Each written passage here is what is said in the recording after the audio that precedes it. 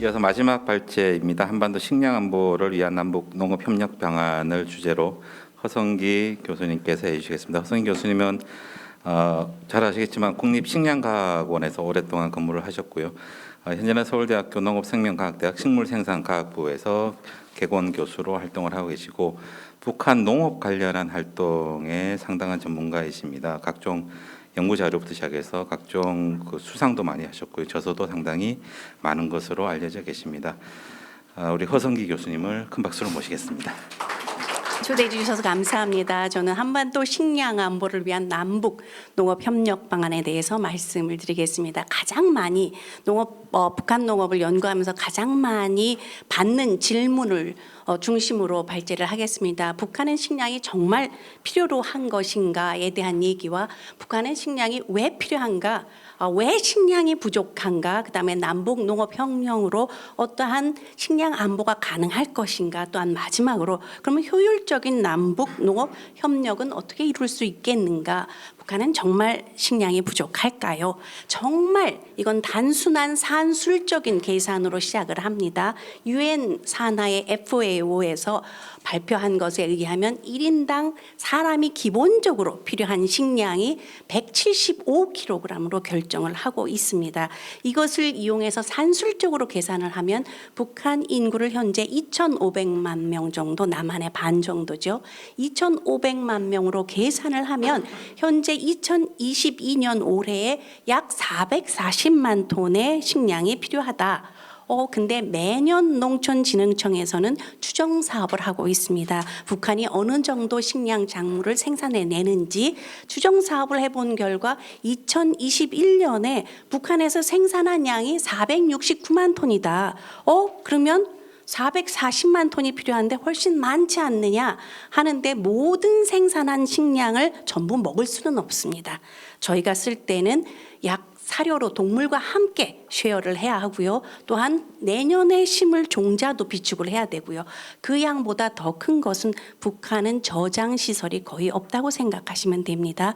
그래서 생산한 양의 상당수 우리가 추정하기에는 FAO에서 추정하기에는 95만 6천 톤 정도가 수확 후에도 이미 사용 못한다, 버려진다. 그렇다 그러면 실제로 우리가 먹을 수 있는 북한 주민이 먹을 수 있는 양은 336만 톤밖에 되지 않는다. 그럼 100만 톤이 그냥 단순 계산에 의해서도 부족하다. 아까 신영진 선생님도 말씀을 하셨지만 부족하지만 꽃제비와 같은 90년대 말과 같은 그러나 고난의 행군은 없을 것이다. 왜 없느냐? 고난의 행군 시대에 생긴 게 있습니다. 배급 제도가 거의 유명무실하게 되었죠. 그래갖고 평양 간부들조차도 시장이라는 장마당이 형성되면서 장마당에서 많은 것을 구입하고 있습니다. 그래서 현재 탈북 주민들하고 얘기를 해보면 일단 뭐든지 내다 팔 수 있는 것은 팔아서 먹을 것을 구할 수 있기 때문에 그때와 같은 아사자는 발생하지 않을 것이다. 일단은 살아남을 수는 있을 것이다. 그렇다면 남북한 뭐가 달라서 식량이 이렇게 부족하느냐? 아시겠지만 남한은 쌀이 너무 많이 지금 남아서 큰 정치적 이슈가 되고 있습니다. 왜 그러느냐? 우리가 식물 생산, 작물 생산 능력을 따지면 남한의 북한이 55%밖에 능력이 없습니다. 왜 그럴까요? 작물을 생산하려면 의약품과 같이 그냥 하루아침에 있다, 여기 있다 하고 줄 수 있는 게 아니죠. 작물은 몇 년 동안 그 자리에서 그 기후에서 만들어낼 수 있는지 우리가 환경적 요인을 봐야 되고 그다음에 비료나 농자재들이 어느 정도 있는지 봐야 되고 그다음에 품종이 좋은지 거기에 맞는지 봐야 되고 또한 정책적 그 나라의 정책이 어떤가도 따져보아야지만 생산량이 결정이 됩니다. 그러면 남북한 농업 환경을 따져보면 유럽의 많은 NGO들의 보고서에 의하면 특히 심지어 FAO 보고서에도 이렇게 나옵니다. 북한은 80%가 산악지대이기 때문에 절대적으로 경제 면적이 부족하다. 남한도 80%가 산림입니다. 근데 남한은 쌀이 지금 남아 돌고 있습니다. 무엇이 다를까요? 한번 보시면 산악은 거의 남북한이 동일합니다. 고도 물론 북한이 굉장히 높습니다. 경사도가 더 중요한데요. 고도보다는 경사도가 중요합니다. 보시는 바와 같이 남한의 태백산맥의 경사도가 더 높습니다. 북한은 산에서도 재배가 가능할 수 있다는 게 되고요. 평야를 보시면 북한이 좁지 않습니다. 전체적으로 통합해서 보면 북한의 경지 면적이 남한의 경지 면적보다 더 많습니다. 그리고 실질적으로 재배 면적은 남한이 인구가 2배를 가지고 있음에도 불구하고 북한의 재배 면적은 남한의 2배가 되고 있습니다. 그럼에도 불구하고 왜 식량이 이렇게 부족하게 되는가? 또한 온도가 낮아서 안 좋을 것이다. 실질적으로 저희가 계산을 해보면 북한 전 지역의 품종의 차이가는 있을지언정 나선 지역까지 벼 재배가 가능합니다. 그러니까 크게 나쁘진 않죠. 하지만 비옥도는 상당히 떨어집니다. 농업 기반은 물론 상당히 안 좋습니다. 모든 저수지나 댐이 지금 노후화돼서 거의 재구시를 못하기 때문에 물 부족이 상당히 심각한 상황이고요. 화학 비료는 전혀 없고 심지어는 인분까지도 모아서 쓰는 상황입니다. 기계는 절대적으로 부족하고 김정은 위원장이 길게 생산을 굉장히 독려하고 있지만 연료가 부족해서 있는 기계도 사용을 못하고 있습니다. 재배적으로 인해서 많은 그 전에 NGO나 민간 단체들이 북한에는 화학 비료만 갖다 주면 된다. 절대로 그렇지 않습니다. 보시는 바와 같이 저희가 지금 북한의 품종 2,000여 점이 남한에 들어와서 우리가 그것을 연구에 이용할 수 있습니다. 그것을 분석하여 본 결과 북한의 벼 품종이나 품종들은 대부분 소비성, 즉 비료가 적게 드는 방향으로 개선이 되었습니다. 그 말 뜻은 화학 비료를 갖다 주면 얘네들이 도장이라는 것을 그냥 훅 자라갖고 푹 쓰러지게 됩니다. 그러면 모든 것을 생산을 다 완전히 잃어버리는 상황이 돼서 화학 비료만 주면 되는 것은 아닙니다. 품종을 따져보아야 되는 것이고요. 또 한 가지는 농약이 절대적으로 부족한 상황입니다. 모든 농약은 폭탄의 원료이기 때문에 굉장히 생존 제재가 굉장히 강하게 이루어집니다. 2019년 노동신문을 한여름 내내 검토한 결과 남한에서도 멸강나방이 문제가 컸지만 멸강나방은 농약 한 방이면 모두 효과를 봅니다. 다 죽어 없어집니다. 북한에 농약이 없기 때문에 멸강나방은 중국 동남아 지역에서 바람에 넘어와서 애벌레가 피해를 입히는데 옥수수벼고 상관이 없습니다. 이 애벌레가 사라지면 펄벅의 대지의 그 메뚜기 떼처럼 아무것도 남지 않습니다. 오다리도 남지 않습니다. 이러한 상황인데 농약이 절대적으로 부족하기 때문에 엄청난 피해를 입은 것으로 알고 있습니다. 비료가 부족한 것은 굉장히 큰 문제고요. 북한에서도 정책적으로 가만히 있지는 않죠. 굉장히 좋은 정책을 많이 만들어내고 있습니다. 하지만 북한의 공산당 체제에서 가장 중요한 것은 북한은 모든 것이 국가 규격이라고 되어 있습니다. 이 남새라는 것은 채소인데요. 심지어 채소를 재배하는데도 이렇게 재배를 해야 된다. 그러면 밑에 보시면 모든 규격에 이 규격을 지키지 않을 때는 법적 제재를 받는다.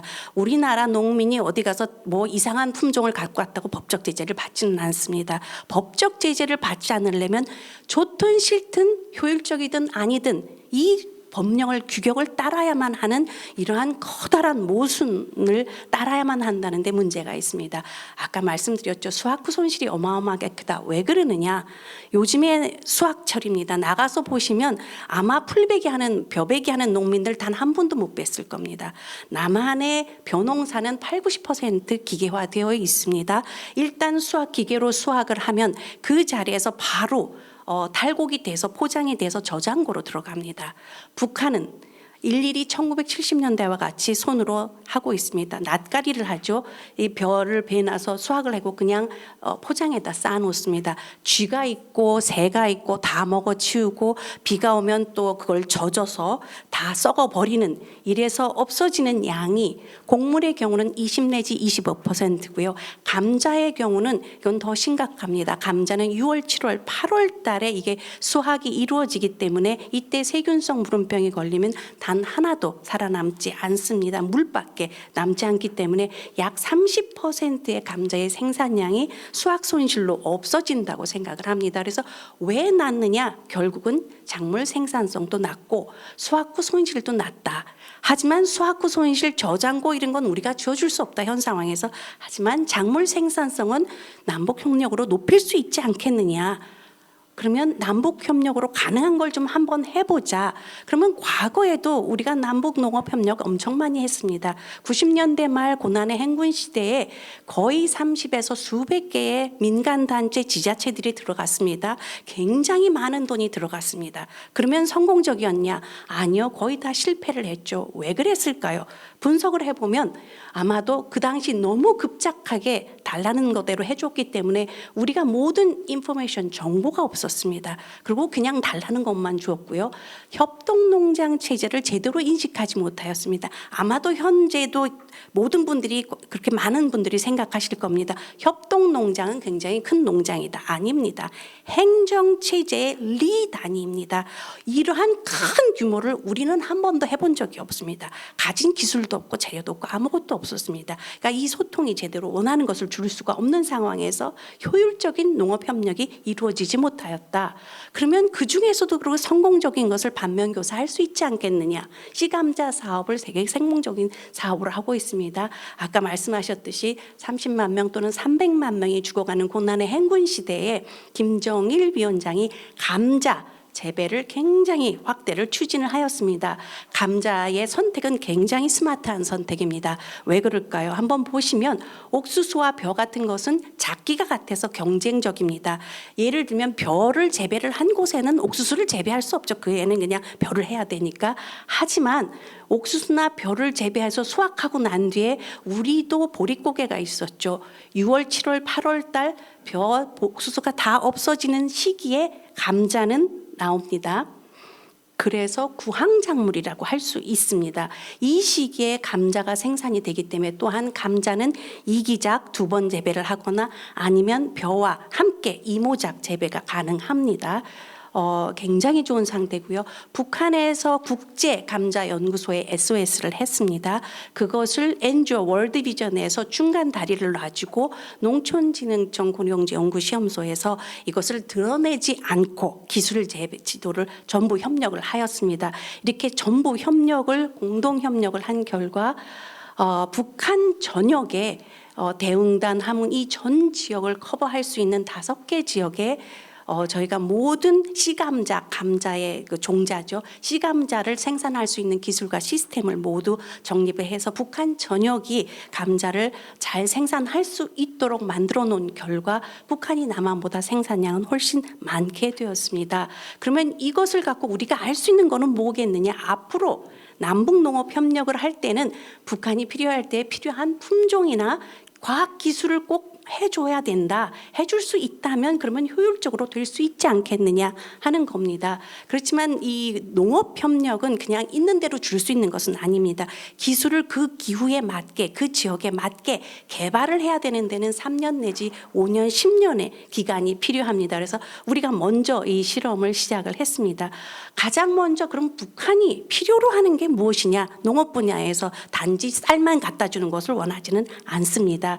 가장 중요한 것은 식량 작물의 품종과 재배 기술, 그다음에 간석지, 원의 채소 품종 개발, 그다음에 스마트팜이나 아까 말씀드린 같이 식품 가공 산업과 같은 산업화, 그다음에 경축 시스템 이러한 것들을 필요하다. 그래서 농촌진흥청이 중심이 되고 여러 대학 교수님들과 국가연구소가 함께해서 이러한 과제를 과기부로부터 받았습니다. 그래서 1차는 2017년부터 19년까지 1차가 마무리되었고요. 2차가 현재 진행 중에 있습니다. 1차 마무리된 실험 결과는 저희가 북한에 직접 갈 수 없기 때문에 6개 지역 주변, 북한 주변을 전부 커버해서 시험 연구소를 결정을 하고 약 100여 개의 남한에서 개발된 북한에 적응 가능한 품종을 전부 가져가서 그곳에서 3년에 걸쳐 시험 결과를 해서 어느 지역에서는 어떤 품종이 가장 좋더라. 앞으로 제발 민간 단체나 NGO께서는 이것을 기본으로 해서 효율적으로 맞는 그 지역에 맞는 품종을 선발해 주시기 부탁드리겠습니다. 그래서 예를 들면 연길에서는 대봉이나 한설이라는 품종이 좋다 그러면 양강도와 자강도 지역을 도와주실 일이 있으시면 그쪽과 남북 협력을 할 때는 이 품종을 가져가시고 오대나 이런 삼광이나 이런 품종을 가져가시면 절대 잘 자라지 효율적으로 자라지 못한다는 것입니다. 또한 27개 관측 지역이 있습니다. 36년간의 모든 기록을 저희가 분석해서 어떤 지역이 벼 재배에 안전한지 안 안전한지 해서 모든 기록을 저희는 논문으로 퍼블리시를 하였습니다. 북한에서 액세스가 가능하도록요. 북한의 물 부족 시기가 어느 지역에서는 언제쯤 되는지도 전부 결과를 도출을 하였고요. 또한 그냥 화학 비료만 갖다 주면 사실은 사막화를 촉진시킬 수가 있습니다. 가속화시킬 수가 있습니다. 그래서 화학 비료와 퇴비, 석회가 어느 지역에서는 어느 비율로 했을 때 가장 빨리 지력을 회복할 수 있는가를 전부 결과를 도출하여서 퍼블리시가 되어 있기 때문에 이러한 것을 이용 가능하십니다. 의료 분야와 비슷하게 병원균의 문제가 상당히 심각합니다. 북한의 병원균이 남한으로 올 수도 있고 남한의 병원균이 북한으로 갈 수 있습니다. 이럴 경우에 남한의 식량 작물의 안보에 굉장히 타격을 입을 수 있습니다. 아까 말씀드렸다시피 2,000여 점이 액세스가 가능하기 때문에 남한의 주요 병원군에서 테스트를 해보았습니다. 먼저 해보았을 때 대부분의 북한 품종은 저항성원이 없기 때문에 남한의 병원균에 굉장히 취약하였습니다. 우리가 직접 갈 수 없는 상황에서 백령도와 고성 등을 이용을 해서 그쪽에 가서 실험을 해서 유전 자원을 채취한 결과 이 백령도와 고성에서 채취한 병원균의 유전 자원이 남한의 남부 지역에서 채취한 병원균의 유전 자원과 상당히 차이점이 있더라. 그래서 이거는 우리가 앞으로도 계속 연구를 해봐야 될 분야이고요. 대부분의 병원균은 동남아 지역에서 날라오는 것이다 하는 것을 알 수 있었습니다. 이 모든 것은 오픈되어 있습니다. 이 자료들이 앞으로의 남북 협력 때 이러한 과학기술에 의한 데이터를 베이스로 해서 한번 좀 더 효율적으로 될 수 있지 않을까 하는 거고요. 이렇게 된다면 30% 정도가 향상이 될 것이다 하는 거고요. 그러면 북한이 필요로 하는 것 중에 안 될 것들은 무엇인가? 간석지랑 이런 아직도 많은 문제점들이 있습니다. 북한은 30만 정보 정도를 개발을 목표로 하고 있습니다. 하지만 그중에서 약 10만 정보의 개발이 되었고요. 그 지역에 적응에 가능한 내염성 벼 품종을 해서 심지어는 GMO까지 개발을 하고 있습니다. 이러한 것들은 우리가 이제 도와줄 수 있는 방법이고요.